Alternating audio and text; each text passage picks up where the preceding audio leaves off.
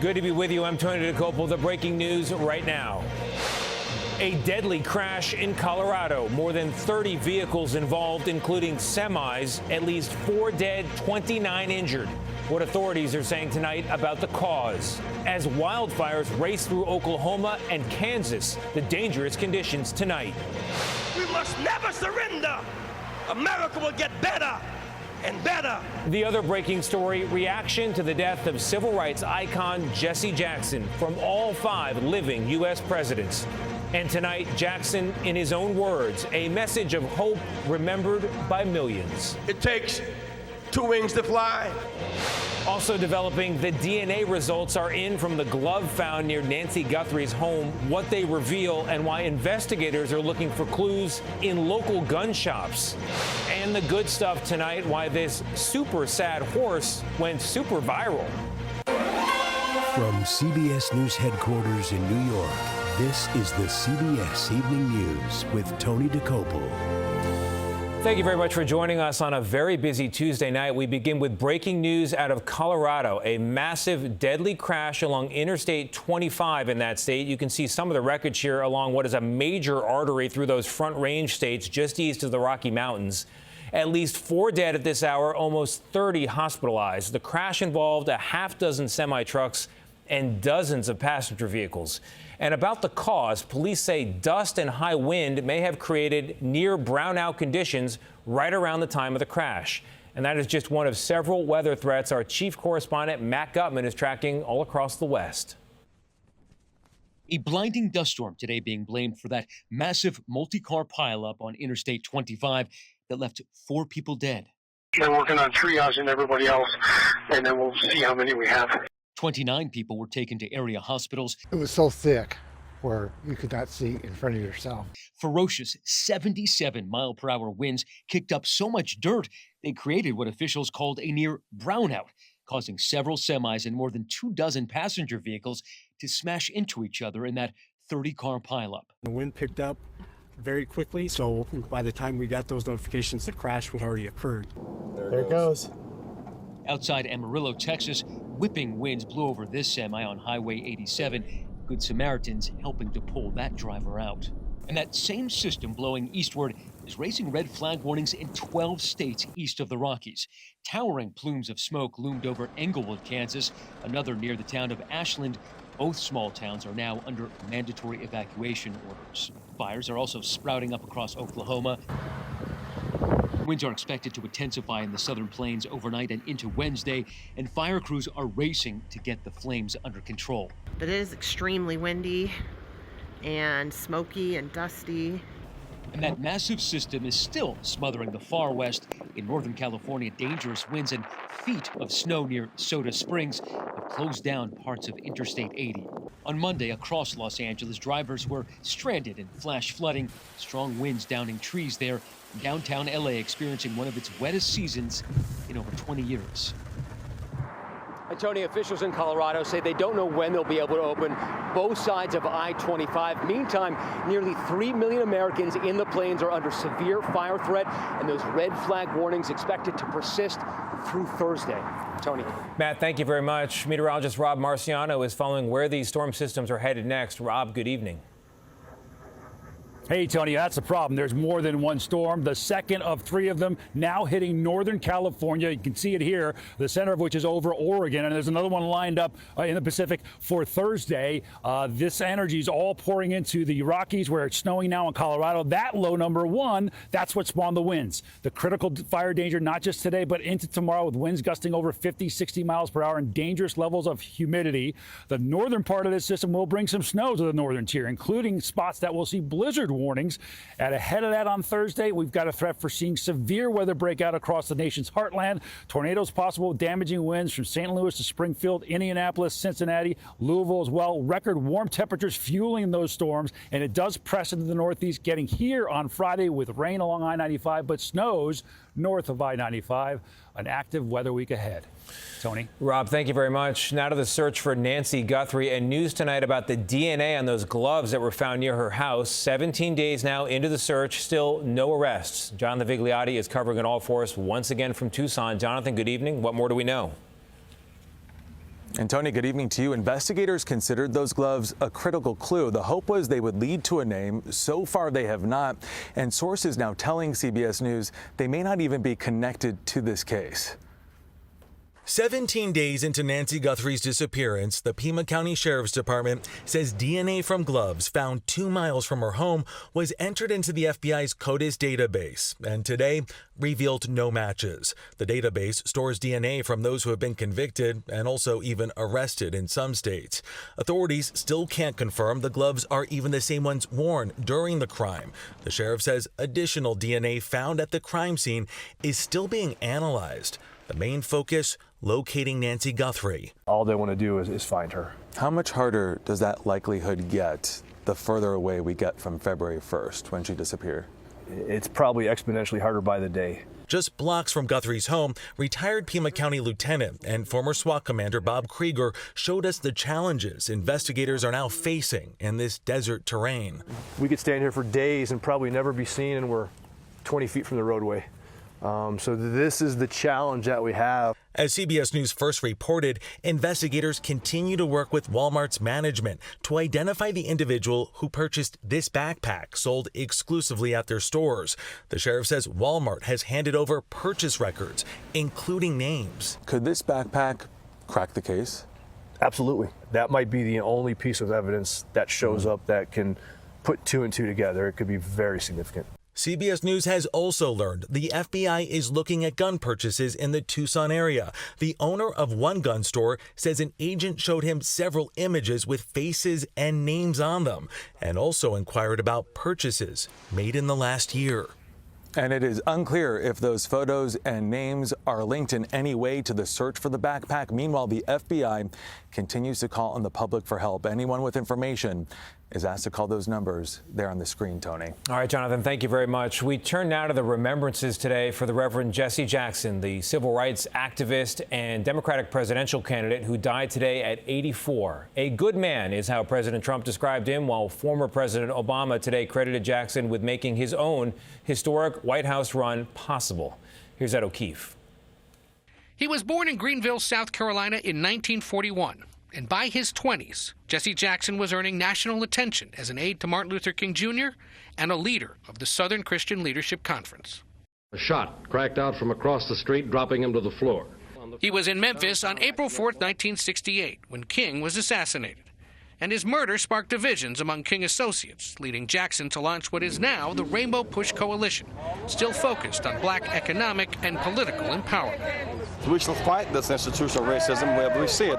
He first ran for president in 1984. We do not just need a new president, we need a new direction. Our leaders are talking too little to too many leaders in this world. Early in the campaign, he was accused of anti-Semitism for derogatory references to Jews in New York City.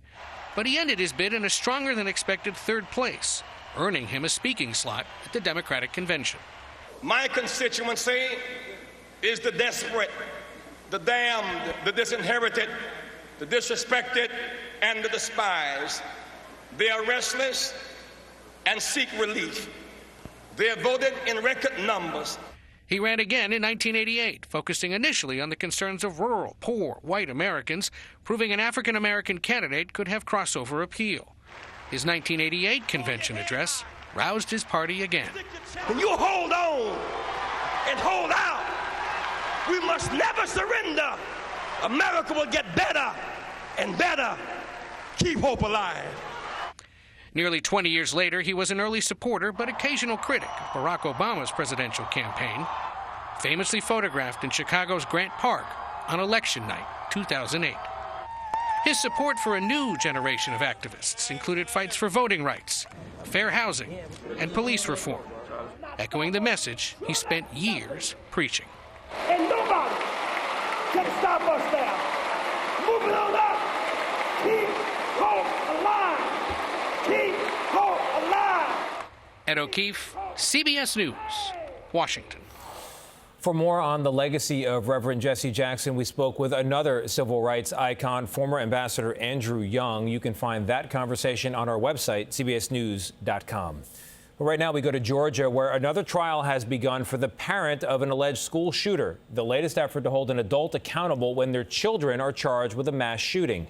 In this case, the father of Colt Gray is accused of buying his son a rifle, despite what prosecutors say was warning that he would use it to harm others. Here's Skylar Henry. I was also worried that I was going to die. In heartbreaking testimony, students who were shot in their classroom at Appalachia High School in September 2024 recounted the horrifying moments Colin Gray's son, Colt, allegedly opened fire. The judge ordered the teens' faces not be shown. After I got shot, I turned to my friend Landon and I asked him to hold my hand because I was scared. 16-year-old Hayden says she gets panic attacks in school and terrifying thoughts play in her mind. That it's going to happen again and that this time I'm going to die. Prosecutors charged Gray with nearly 30 counts, including second-degree murder and involuntary manslaughter. During opening statements Monday, the prosecutors alleged Gray bought the AR-15 style rifle and ammunition that his son used to kill 4 people and injure 9 others. This case is about this defendant and his actions after being warned that that child was going to harm others. The jurors were shown this surveillance video showing Colt on the day of the shooting concealing the weapon in a bag as he boarded the school bus. Additional footage shows him leaving his classroom with the same bag, and a short time later he started shooting. Prosecutors allege Gray knew his son kept a shrine of the Parkland shooter Nicholas Cruz in his bedroom. He was all of the best parts of us and none of the bad. Brianna Skirmerhorn lost her 14-year-old son Mason in the school shooting. She's promised to be in court every day. He already died by himself, and now it's been hard. So I'm going to show up every day for him. Colin Gray has pleaded not guilty to all of the charges against him. His defense attorney says that he had no idea what Colt would do. Tony? Skylar, thank you very much. To international news, U.S. and Iranian negotiators say there's been progress in their nuclear talks, even as the U.S. assembles a massive naval force in the region and Iran launches military exercises right nearby. MTS Tayyab has details from London. Tony, good evening. Well, the U.S. and Iran held another round of indirect talks today on that country's nuclear program, this time in Geneva. Now, Iran's foreign minister said both sides have agreed on broad, quote, guiding principles, though major gaps still remain as Iran continues to insist on its right to enrich uranium and refuses to discuss its missile program or its regional proxies. Now, the talks come as the U.S. has surged aircraft carriers and warships into the region, a move President Trump says is meant to deter Iran. Now, the Supreme Leader Ali Khamenei has bluntly warned his country would retaliate against any attack as the Iranian military stages exercises near the Strait of Hormuz. Meanwhile, newly verified footage appears to show demonstrators back on the streets in western Iran, a risky show of defiance just weeks after a massive government crackdown that rights groups say saw thousands killed. The bottom line here is this: Iran faces unrest at home, fragile diplomacy abroad, and a rising military confrontation on its doorstep, a volatile mix that could push the region closer to war. Tony. Still ahead on the CBS Evening News, take a look at this crazy scene caught on a doorbell cam. Yeah, that's a truck. Stay with us.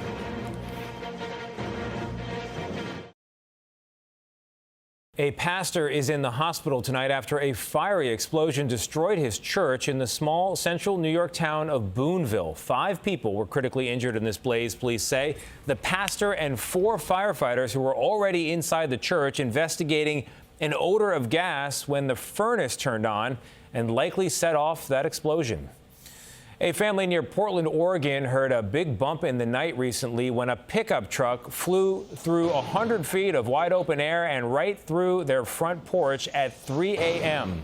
Police say the driver hit a mound of dirt, cleared a 3-foot brick wall before rendering the home unlivable. No one was hurt, remarkably, but the driver has been charged with reckless driving. Up next, the good stuff, a Lunar New Year edition, how a toy horse is surprisingly warming hearts in China.